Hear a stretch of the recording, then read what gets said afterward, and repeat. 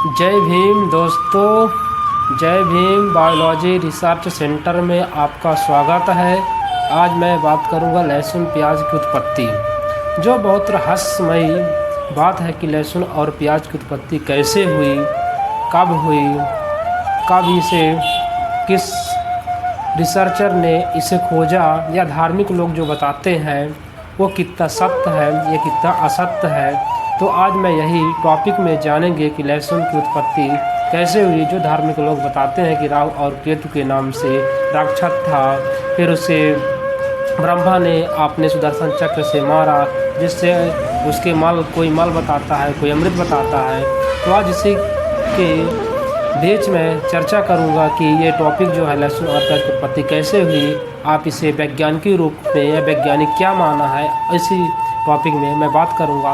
तो पहले चलिए आप देख लेते हैं कि पहले धार्मिक ग्रंथों में किस तरह लिखा है। जो ये बाबा लोग नफरत फैलाते रहते, बेफालतू बेवकूफ़ी जैसी बात करते रहते हैं कि लहसुन प्याज की उत्पत्ति जो है राक्षस थे, राहु केतु के नाम से, जो राक्षस थे उनके मल से पूरी, कोई अमृत से बोलता, कुछ भी बोलते रहते हैं। तो पहले चलिए दोस्तों मैं देख लेता हूँ ये बाबाओं की किस तरह ये अपनी कहानी बताते हैं। तो ये है धीरेन्द्र शास्त्री बागेश्वर धाम चलाते हैं, जो बोलते हैं। आप पहली बार नाम सुना।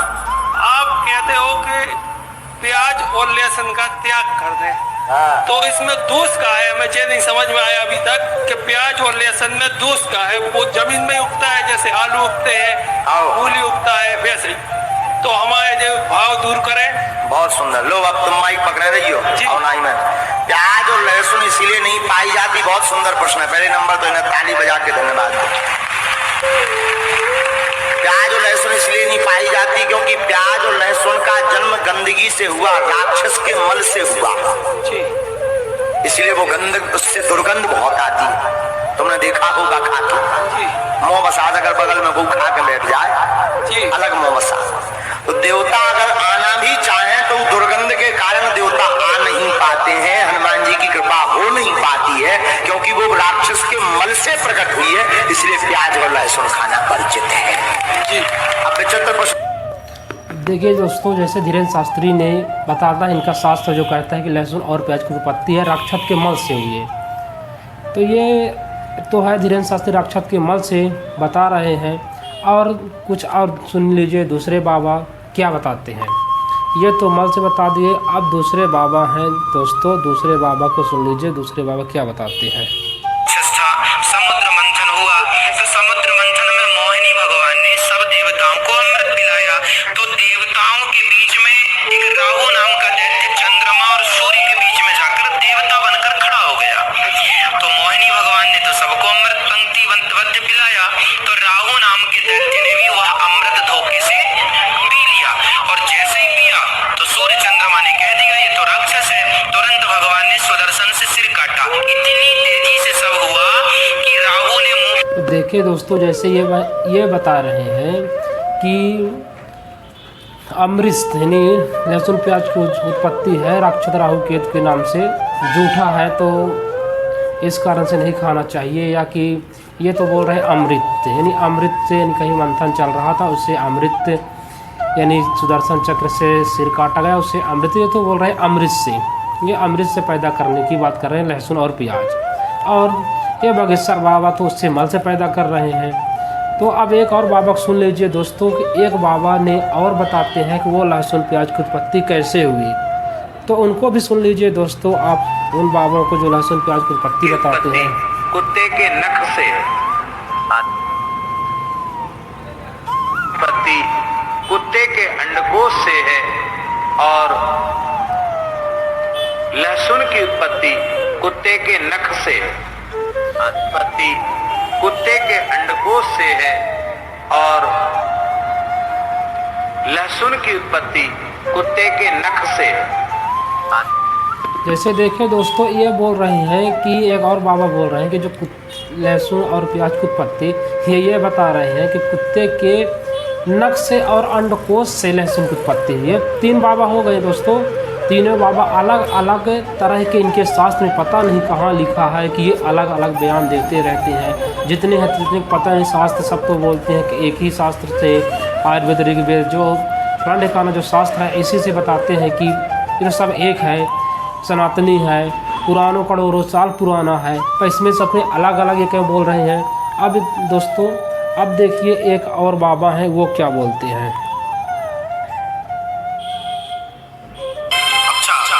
लहसुन प्याज अशुद्ध क्यों मानी जाती है, इस संदर्भ से उसकी व्याख्या हो सकती है। लहसुन प्याज की उत्पत्ति उसी राक्षस के मुंह से हुई।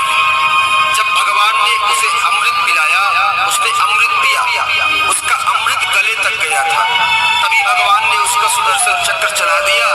तो सुदर्शन चक्र जब चलाया तो ये धड़ सर से अलग हो गया, और जब सर अलग हुआ तो जो अमृत की बूंद थी वो पृथ्वी पर गिरी, और वही अमृत की बूंद से लहसुन और प्याज की उत्पत्ति हो गई। इसीलिए लहसुन और प्याज में औषधीय गुण बहुत है, दवाइयों में बहुत काम आता है, लेकिन भोजन में बिल्कुल निषिद्ध है। एक दिन लहसुन खाने से धर्मशास्त्र कहते हैं कि व्यक्ति के 27 दिन का किया हुआ पूजा पाठ नष्ट हो जाता है। ये दोस्तों ये तो बोल रहे हैं कि लहसुन और प्याज की उत्पत्ति राक्षस के मुंह से पैदा हुआ। तो ये 4 बाबा हो गए दोस्तों। चारों बाबा अलग अलग बयान देते हैं, पता नहीं कहाँ से शास्त्र उठा के लाए, कहाँ से पैदा किए हैं, कहाँ से लिखे हैं कि वह फालतू झूठा मूठा फैलाते रहते हैं अपने समाज में। और जो बड़े बड़े वैज्ञानिक होते हो कभी आज तक ये नहीं माने कि लहसुन प्याज राक्षस किसी मानव की या किसी राक्षस की कभी मल से उत्पत्ति हो ही नहीं सकती, जीवन में साइंस नहीं मानी है। और ये बाबा जो हैं हमारे भारत के जो बड़े बड़े डॉक्टर मानते भी हैं, हमारे भारत के प्रधानमंत्री भी मानते होंगे भाई, जब इतने भक्त में लीन रहते हैं। तो ऐसे ऐसे जब लोग नफरत फैलाएंगे भारत में, किसी चीज़ की किसी की उत्पत्ति मानव से बता देंगे, कुछ भी बता देंगे। तो अब चलिए दोस्तों एक और बाबा का मैं देख लेता हूँ कि वो बाबा क्या बोलते हैं। एक और बाबा जो हैं वो बाबा क्या बोलते हैं दोस्तों, उनको भी देख लेते हैं। आजकल समाज में चल रहा है कि प्याज और लहसुन के ऊपर बड़ा विवाद है, कि कहते हैं कि प्याज और लहसुन मतलब अशुद्ध माना जाता है, कुछ जगह पर कहते हैं कि तामसी भोजन है। तो इसको किस तरीके से देखते हैं समाज को, ये भोजन करना चाहिए या नहीं करना चाहिए, या फिर किस काल में करना चाहिए, कैसे कर सकते हैं, मतलब उसको आप किस दृष्टि से देखते हैं और समाज को कैसे कहना चाहेंगे स्वामी जी? देखिए मैं आपको बता दूं, प्याज लहसुन के विषय पर जो चर्चा मैंने भी अभी सुनी है और काफी बड़ी तेजी से वायरल है। हमारे अच्छे श्रीमद् भागवत कथा के आचार्य विद्वान हैं और युवा भाई हैं हमारे, और परमात्मा की कृपा है और बाकी बिहारी की शरण में निवासित हैं, और पूरी दुनिया में अनुरुद्धाचार्य जी महाराज जी का बड़ा नाम है। उन्होंने बहुत सुंदर ये बात कही थी कि लहसुन प्याज जो है, और इसको और भी लोगों ने इस पे बात रखी थी कि लहसुन प्याज नहीं खाना चाहिए, और लहसुन प्याज खाने वाले व्यक्ति को पूजा पाठ नहीं करनी चाहिए, और ये तामसी में आता है। कुछ लोगों ने कहा ये मांस में आता है, कुछ लोगों ने कहा कि ये फलाना है, टिमका है। मैं आपको बता दूं कि लहसुन प्याज बिल्कुल खाना चाहिए, मैं इसके लिए विरोध नहीं करता। मैं किसी जीव को नहीं काटे, किसी जीव हत्या ना करें, और साथ ही आप किसी की आत्मा को ना काटें जिस आत्मा को परमात्मा को पुकार रहा।